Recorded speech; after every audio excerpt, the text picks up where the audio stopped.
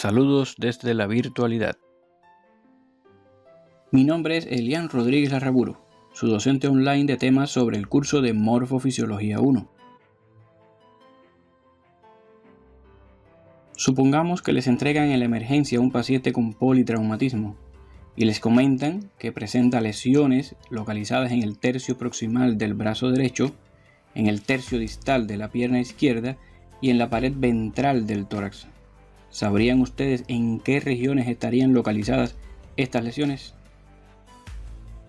Pues en esta videoclase estaremos abordando contenidos de la unidad 1, Generalidades de la Morfofisiología, donde se expondrán temas como los conceptos y clasificaciones de anatomía y fisiología, la posición anatómica estándar, la división del cuerpo humano, los planos, líneas y términos anatómicos. Además, en la descripción de cada video les estaré dejando la bibliografía utilizada, así como mis redes sociales. Y al final podrán ser capaces de caracterizar la morfofisiología del ser humano para su aplicación como técnico superior en enfermería en su desempeño profesional.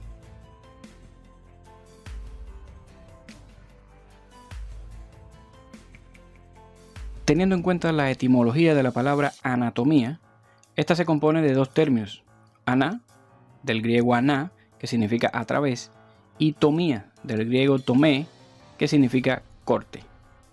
Es así que la anatomía se define como la ciencia que estudia las estructuras corporales y las relaciones entre ellas, concepto muy ligado al término morfología, que se refiere al estudio de la forma. Por otra parte, teniendo en cuenta la etimología de la palabra fisiología, esta se compone también de dos términos: fisio, del griego physis, que significa naturaleza, y logía, del griego logos, que significa estudio.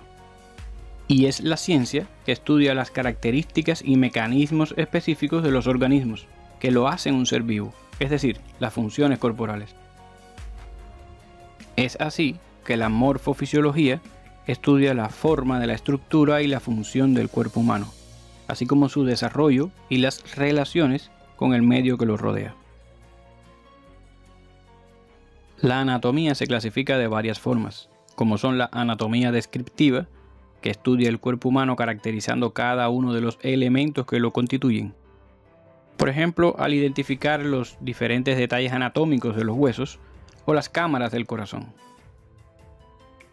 Asimismo, existe la anatomía topográfica, que estudia el cuerpo en regiones según un criterio funcional o clínico quirúrgico. Por ejemplo, al dividir el abdomen en varias regiones para precisar las estructuras intraabdominales que se proyectan en cada una de ellas.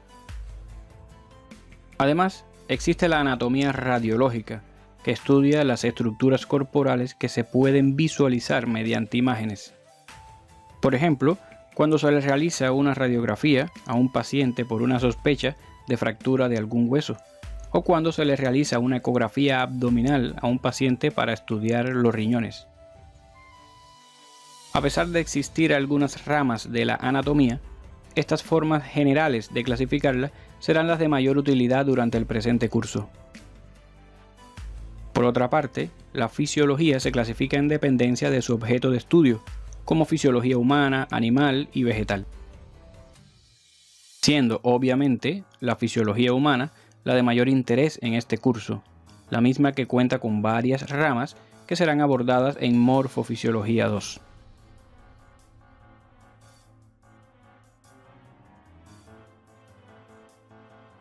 El estudio de la anatomía comienza con la descripción de la posición anatómica estándar, donde el paciente estaría de pie, con la cabeza erecta, los ojos abiertos y mirando al frente, la boca cerrada, con una expresión facial neutra.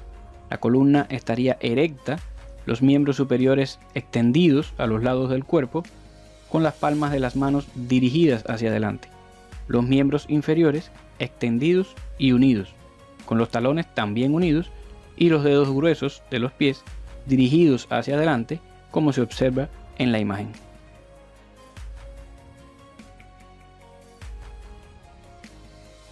Por otra parte, el cuerpo humano se divide en cabeza, cuello, tronco y los miembros superiores e inferiores. La cabeza estaría constituida por el cráneo, que contiene y protege el encéfalo, y la cara, que estaría constituida por diferentes regiones. El cuello sostiene la cabeza y la une al tronco, y este último estaría constituido por tres partes: tórax, abdomen y pelvis. En el caso de los miembros superiores, estarían constituidos por los hombros, las axilas, los brazos, que se extienden desde los hombros hasta los codos, a partir de donde se encontrarían los antebrazos, extendiéndose hasta las muñecas, que se continúan con las manos. Los miembros inferiores, a su vez, comenzarían por las regiones inguinales en las superficies anteriores y las regiones glúteas en las superficies posteriores, desde donde se extienden los muslos hasta las rodillas, a partir de donde se encontrarían las piernas, extendiéndose hasta los tobillos y se continúan con los pies.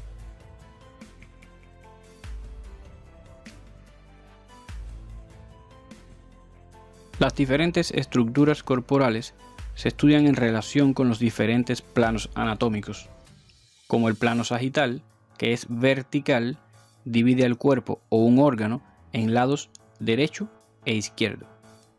Si el plano pasa por la línea media del cuerpo o de un órgano y lo divide en partes iguales, recibe el nombre de plano sagital medio.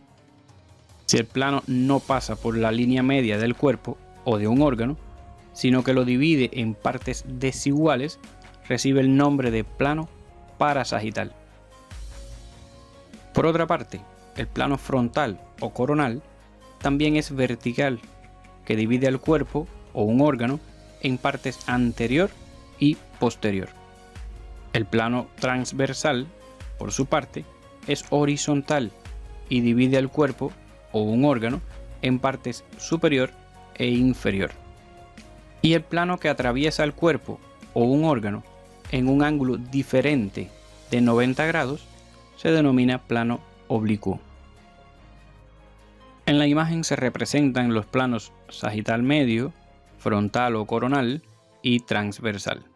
Y además se muestra cómo se observaría un órgano, específicamente el encéfalo, en los diferentes planos. Para describir con mayor facilidad la localización de varias estructuras del cuerpo humano, se utilizan las líneas anatómicas, por lo que se describirán algunas que serán utilizadas más adelante en este y otros cursos. Tal es el caso de la línea medioclavicular, que es una línea imaginaria, vertical, que pasa por el punto medio de cada clavícula. Otras líneas anatómicas son la axilar anterior, una línea imaginaria, vertical, que sigue el pliegue axilar anterior. La axilar media, una línea imaginaria que desciende verticalmente desde la fosa o cúpula axilar. Y la axilar posterior, una línea imaginaria vertical que sigue el pliegue axilar posterior. En la imagen se pueden observar las dos líneas medioclaviculares, las cuales serán retomadas en el abordaje de posteriores contenidos. En esta otra imagen se distinguen las líneas axilares, útiles para diferentes procedimientos diagnósticos y terapéuticos. De igual forma, se utilizan otras líneas imaginarias horizontales, que son la subcostal, que pasa por debajo del 10º cartílago costal, y la intertubercular, que es trazada entre ambos tubérculos ilíacos, que son detalles anatómicos de los llamados huesos de las caderas. Estas líneas se pueden observar en la imagen, donde formarán parte de la división del abdomen, que se estudiará más adelante.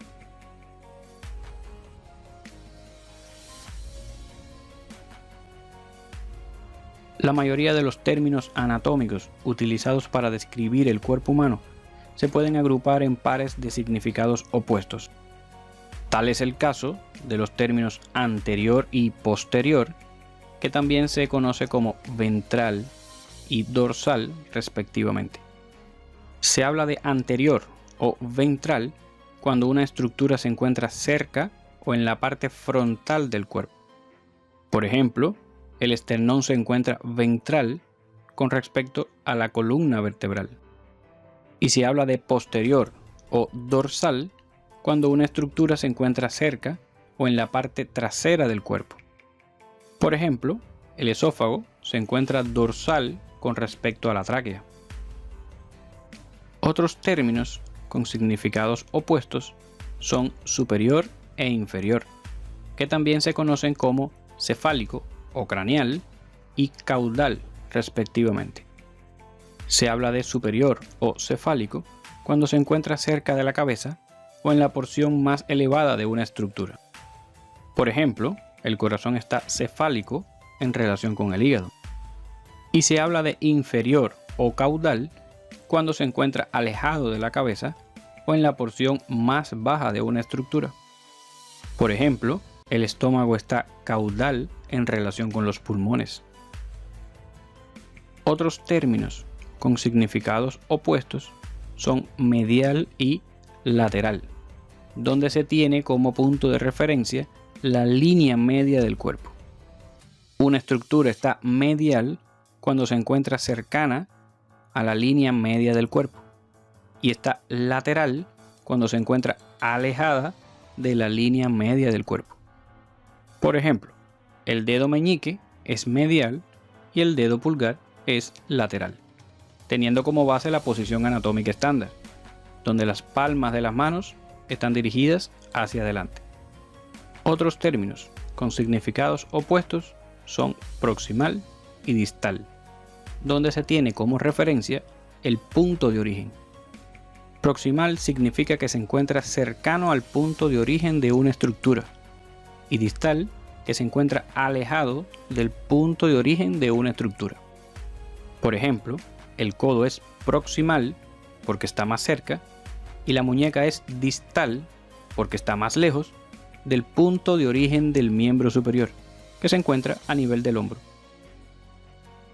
Por otra parte, el término ipsilateral se refiere a que una estructura se encuentra del mismo lado del cuerpo que otra. Por ejemplo, la vesícula biliar es ipsilateral respecto al apéndice cecal. Y el término contralateral se refiere a que una estructura se encuentra del lado opuesto del cuerpo que otra. Por ejemplo, el colon ascendente es contralateral respecto al colon descendente.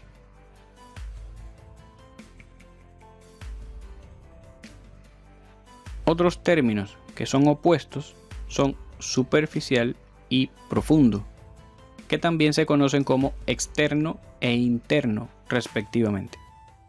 Una estructura está superficial cuando se encuentra en la superficie corporal o cercano a ella, y está profunda cuando se encuentra alejada de la superficie del cuerpo.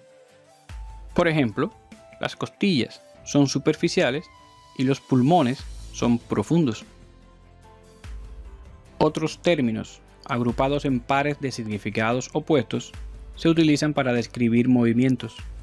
Tal es el caso de los términos flexión y extensión. El movimiento de flexión es cuando disminuye el ángulo entre los huesos que conforman una articulación, y el de extensión es cuando este ángulo aumenta. En la imagen se pueden observar estos movimientos a nivel de la articulación del codo. Por otra parte, existen movimientos de abducción cuando una estructura se aleja de la línea media del cuerpo y de aducción cuando una estructura se acerca a la línea media del cuerpo. En la imagen se pueden observar estos movimientos a nivel del miembro inferior. También existen movimientos de supinación cuando se rota la palma de la mano hacia adelante y de pronación cuando se rota la palma de la mano hacia atrás, como se muestra en la imagen. Otro término es el de circunducción, que se refiere al movimiento circular del extremo distal de una parte del cuerpo. Sin embargo, la rotación se refiere al giro de una estructura alrededor de su propio eje longitudinal.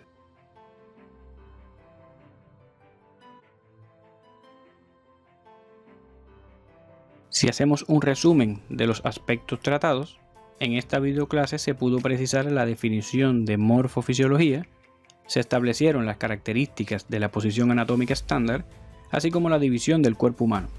Además, se definieron los planos anatómicos, las principales líneas anatómicas y los términos anatómicos que serán usados con más frecuencia.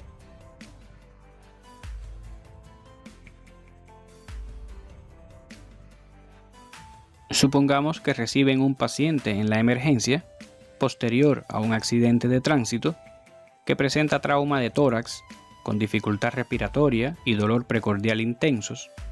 Al estudiarlo, se detecta la ruptura de un bronquio principal con presencia de aire en el mediastino, sangre en la cavidad pericárdica y aire en la cavidad pleural. ¿Sabrían ustedes dónde se localizan estas cavidades comprometidas en este paciente?